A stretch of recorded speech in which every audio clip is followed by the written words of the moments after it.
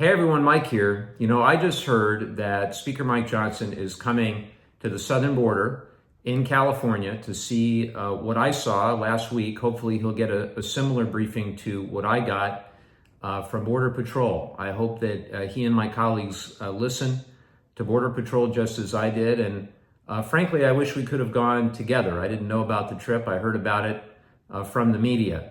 But first, let me say how disappointing it is that we're in the spot we're in after the bipartisan border deal was killed by Speaker Johnson and by former President Trump.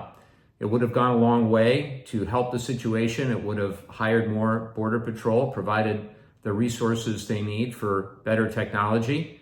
The other thing I hope that they hear is what I, again, heard last week, which is that the president's executive action is actually working. Daily apprehensions are down from 1,200 a day to about 600 a day. The street releases are down to virtually zero the last few weeks. And these are very positive and encouraging signs. Of course, there's still more work to do.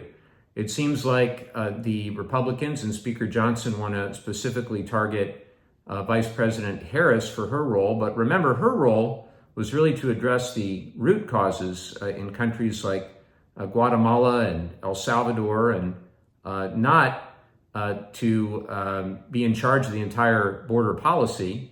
And when you look at the southwest border in California, the big challenge is not the countries mentioned, but really places like China and India, Russia, Cuba, Venezuela, countries with whom we have no repatriation agreement. All that being said, I really hope that there's a path forward to work together. And just a quick comment on the SAVE Act, because I've heard some misinformation out there.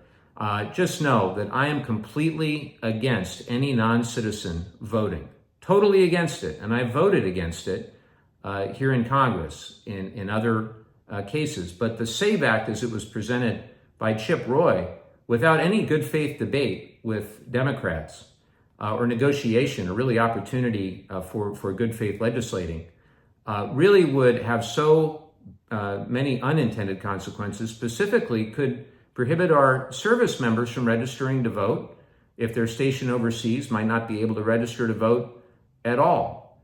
And so for that reason, I could not support that initiative. So again, I am completely opposed to any non-citizen voting in the United States, but this bill is not the remedy for that. Thanks for listening.